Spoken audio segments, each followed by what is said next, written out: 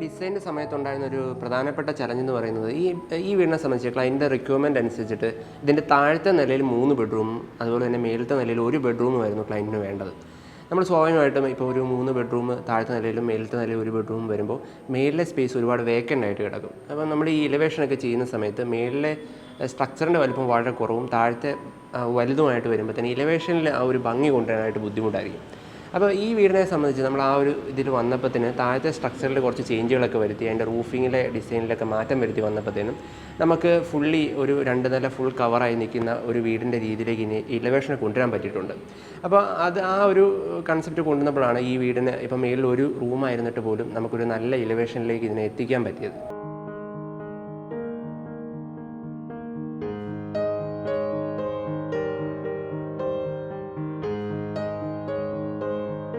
West phasing ആയിട്ട് നല്ല ഡെപ്തുള്ള ഒരു സ്ക്വയർ പ്ലോട്ടാണിത്. അപ്പോൾ ഈ പ്ലോട്ടിനെ സംബന്ധിച്ച് പറയുകയാണെന്നുണ്ടെങ്കിൽ ഇതിൻ്റെ വെസ്റ്റ് സൈഡിൽ നിന്നൊരു നാരോ ആയിട്ടുള്ളൊരു വഴിയിലൂടെ വന്നിട്ട് നമുക്ക് ഈ പ്ലോട്ടിന് ഇതിൻ്റെ സൗത്ത് വെസ്റ്റ് കോർണറിൽ നിന്നാണ് ഒരു നല്ല വ്യൂ ഈ വീട്ടിലേക്കുള്ളത്. ഇപ്പം അതോടൊപ്പം തന്നെ നമ്മൾ കൺസിഡർ ചെയ്യേണ്ട ഒരു കാര്യം എന്ന് വെച്ച് കഴിഞ്ഞാൽ ഈ പ്ലോട്ടിനെ സംബന്ധിക്കുന്നത് ഇതിൻ്റെ 2 വശങ്ങളിൽ, അതായത് ഇതിൻ്റെ വലതുവശത്ത് ഓൾറെഡി വീടുകളുണ്ട്. അത് ഈ പ്ലോട്ടിനോട് വളരെ ചേർന്ന് തന്നെ ഇരിക്കണം. അതുപോലെ തന്നെ ലെഫ്റ്റ് സൈഡിലുള്ള പ്ലോട്ട് ഒരു വേക്കൻറ്റ് പ്ലോട്ടാണ്, പക്ഷേ അവിടെ ഭാവിയിലേക്ക് ഒരു വീട് വേണമെങ്കിൽ വരാം. തന്നെ അത് വലിയ പ്ലോട്ട് അല്ലാത്തത് കൊണ്ടും ആ സൈഡും അത് നമ്മുടെ അതിനോട് ചേർന്ന് തന്നെ ഒരു വീട് വരാനാണ് സാധ്യത. അപ്പോൾ അത് രണ്ടും നമുക്ക് അങ്ങനെ കൺസിഡർ ചെയ്യാം. പിന്നെ ഇതിനകത്ത് ഉള്ളൊരു അഡ്വാൻറ്റേജ് എന്ന് പറയുന്നത് ഇതിൻ്റെ ബാക്ക് സൈഡിലൊരു പാടമാണ് കിഴക്ക് വശത്തായിട്ട്. അപ്പോൾ ആ പാടം എന്ന് പറയുന്നത് ഈ വീടിനെ സംബന്ധിച്ചിടത്തോളം ഈ പ്ലോട്ടിൽ നിന്നൊരു നല്ല വ്യൂ കിട്ടുന്ന ഒരു സ്ഥലത്താണ് ഈ പാടം കിടക്കുന്നത്.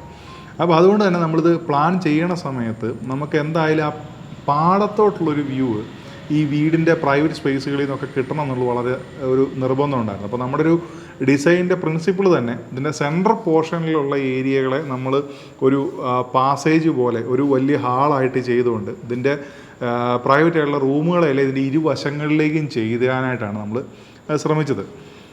അതായത് ഇതിൻ്റെ സെൻട്രൽ പോർഷനിൽ നമ്മളിതിൻ്റെ ഒരു ഹാളായിട്ട് വിട്ടു. എന്നാൽ ഇതിൻ്റെ റൂമുകൾ ഇരുവശങ്ങളിലേക്കുമായിട്ട് നമ്മൾ അതിനെ അറേഞ്ച് ചെയ്യുകയും ചെയ്തു. അപ്പോൾ അതിൻ്റെ കിച്ചണുകളൊക്കെ ബാക്ക് സൈഡിൽ ലെഫ്റ്റ് സൈഡിലായിട്ട് വന്നു. അതിൻ്റെ ഡ്രോയിങ് റൂമുകളും 1 ബെഡ്റൂമുകളൊക്കെ അതിൻ്റെ ലെഫ്റ്റ് സൈഡിലും ബാക്കി 2 ബെഡ്റൂമുകൾ റൈറ്റ് സൈഡിലും ചെയ്തു. അപ്പം അതുകൊണ്ടൊരു മെച്ചം എന്താണെന്ന് ചോദിച്ചു കഴിഞ്ഞാൽ എയർ പാസേജ് പോലത്തെ കാര്യങ്ങളൊക്കെ ഈ സെൻട്രൽ പോർഷനിൽ കൂടെ നടക്കും. ഫുള്ളി ഓപ്പൺ കൺസെപ്റ്റിലാണ് ഈ വീടിൻ്റെ ഇൻറ്റീരിയർ മൊത്തം ക്രമീകരിച്ചിട്ടുള്ളത്.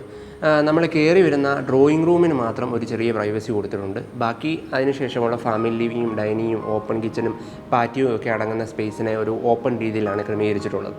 അപ്പോൾ ഈ ഫാമിലി ലിവിങ്ങിനും ഡൈനിങ്ങിനും ഇടയിൽ ചെറിയൊരു പ്രൈവസി കിട്ടുന്ന രീതിയിലാണ് ഇതിൻ്റെ സ്റ്റെയറിനെ ക്രമീകരിച്ചിട്ടുള്ളത്. അതായത് നമ്മളൊരു പാർട്ടീഷനൊക്കെ കൊടുക്കുന്ന ഒരു എഫക്റ്റ് കിട്ടുന്ന രീതിയിലാണ് ഇതിൻ്റെ സ്റ്റെയർ കൊടുത്തിട്ടുള്ളത്. ഈ സ്റ്റെയർ ആണെങ്കിൽ നമ്മൾ ഫുള്ളി ടഫ് ആൻഡ് ഗ്ലാസ് ഉപയോഗിച്ചിട്ടുള്ള ഹാൻഡ് റെയിലും അതുപോലെ തന്നെ ഇതിൻ്റെ സ്റ്റെപ്പുകളെല്ലാം തേക്ക് തടി ഉപയോഗിച്ചിട്ട് പാനൽ ചെയ്തിട്ടുള്ള രീതിയിലാണ് കൊടുത്തിട്ടുള്ളത്. അതുപോലെ തന്നെ ഫാമിലി ലിവിങ്ങും ഡൈനിങ്ങും അടങ്ങുന്ന കോമൺ സ്പേസിൽ നിന്ന് പുറകു സൈഡിലുള്ള പാടത്തേക്ക് വ്യൂ കിട്ടുന്ന രീതിയിൽ നമ്മൾ വലിയൊരു ഗ്ലാസിൻ്റെ വിൻഡോയും കൊടുത്തിട്ടുണ്ട്. ആ ഗ്ലാസിൻ്റെ ഗ്ലാസ്സിലൂടെ നമുക്ക് സ്ലൈഡ് ചെയ്ത് പാറ്റിയോയിലേക്ക് ഇറങ്ങി അവിടുന്ന് ആ പുറകിലുള്ള ലാൻഡ്സ്കേപ്പിലേക്ക് പോകാനും കഴിയും. ഈ ഗ്ലാസ് ഡോർ കൊടുത്തിരിക്കുന്നിടത്ത് നമ്മൾ പെർഫറേറ്റഡ് ആയിട്ടുള്ള റോളിംഗ് ഷട്ടർ ഉപയോഗിച്ചിട്ട് അതിൻ്റെ സേഫ്റ്റി എൻഷുർ ചെയ്തിട്ടുണ്ട്. അത് ഇലക്ട്രിക്കലി ഓപ്പറേറ്റഡ് ആയിട്ടുള്ള നമ്മൾ മോട്ടർ ഉപയോഗിച്ചിട്ട് ഇലക്ട്രിക്കലി വർക്ക് ചെയ്യുന്ന രീതിയിലാണ് അതിൻ്റെ ഷട്ടർ ക്രമീകരിച്ചിട്ടുള്ളത്. ഇതിൻ്റെ ഇൻറ്റീരിയർ പൂർണ്ണമായിട്ടും വുഡും വൈറ്റും ചേർന്നിട്ടുള്ള ഒരു കളർ കോമ്പിനേഷനിലാണ് ചെയ്തിട്ടുള്ളത്. ഇപ്പം നമ്മൾ സീലിംഗ് ഒക്കെ ആണെങ്കിലും ജിപ്സം വരുന്ന വൈറ്റ് കളറിലും അതുപോലെ തന്നെ ലാമിനേറ്റഡ് ആയിട്ടുള്ള വുഡ് ഫിനിഷിലും നമ്മൾ കൊടുത്തിട്ടുണ്ട്.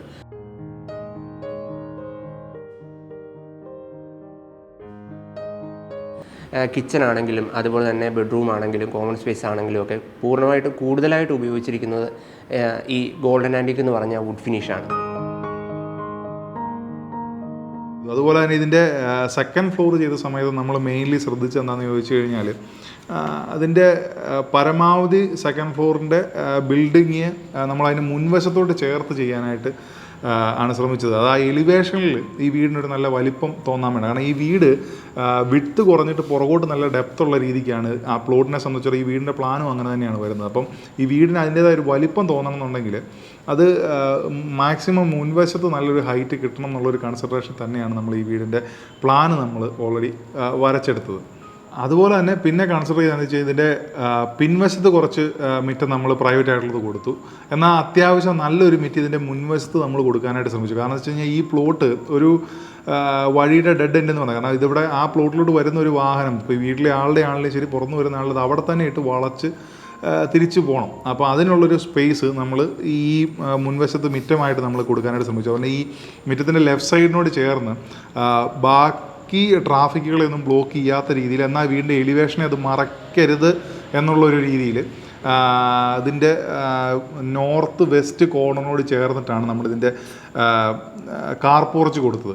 അത് വീട്ടിൽ നിന്ന് ഡിറ്റാച്ച് ആയിട്ടാണ് കൊടുത്തിരിക്കുന്നത്. അതിപ്പോൾ എലിവേഷനിൽ ഒരു വലിപ്പം തോന്നുകയും ചെയ്യണം, എന്നാൽ ആ വീടിനെ അത് മറക്കുകയും ചെയ്യരുതെന്നൊരു കൺസിഡറേഷൻ പ്ലാനിങ്ങിൻ്റെ സമയം നമുക്ക് കൃത്യമായിട്ടുണ്ടായിരുന്നു. ചൂടും അതുപോലെ തന്നെ ഈ വീടിൻ്റെ മുന്നോട്ടുള്ള മെയിൻ്റനൻസും ഒക്കെ മാക്സിമം കുറയ്ക്കാൻ തക്ക വിധം ഈ വീടിൻ്റെ വാളുകൾക്കൊക്കെ തന്നെ നമ്മൾ സൺഷെയ്ഡ് വരുന്ന രീതിയിലാണ് ഈ ഡിസൈൻ ചെയ്തിട്ടുള്ളത്. ഇതിൻ്റെ എലിവേഷൻ ഡിസൈൻ ആ ഒരു തരത്തിലാണ് നമ്മൾ ക്രമീകരിച്ചിട്ടുള്ളത്. അപ്പോൾ സാധാരണഗതിയിൽ ഇപ്പം നമ്മളൊരു വീടൊക്കെ പണിത് കഴിഞ്ഞാൽ അതിൻ്റെ ഒരു 4 വർഷമോ 5 വർഷമോ കൂടുമ്പോൾ നമ്മൾ റീപെയിൻറ്റിങ് ചെയ്യേണ്ടി വരും. അത് 1-2 വർഷം കൂടുതൽ ആ കാലാവധി കിട്ടാനായിട്ട് നമ്മൾ ഇത്തരത്തിലൊരു ഡിസൈൻ ചൂസ് ചെയ്യുമ്പോൾ നമുക്ക് പറ്റും. അതുപോലെ തന്നെ വീടിനുള്ളിലേക്ക് കിടക്കുന്ന ചൂടും അതുപോലെ തന്നെ മഴയിൽ നിന്നുള്ള ഈ ഡാംനെസ് പോലത്തെ പ്രശ്നങ്ങളുമൊക്കെ ഒരു പരിധിവരെ കൺട്രോൾ ചെയ്യാനായിട്ട് നമ്മൾ ഈ തരത്തിലുള്ള ഒരു റൂഫിംഗ് സ്റ്റൈൽ അല്ലെങ്കിൽ ഇത്തരത്തിലുള്ള ഒരു എലിവേഷൻ ഡിസൈൻ സെലക്ട് ചെയ്യുമ്പോൾ തന്നെ നമുക്ക് പറ്റും.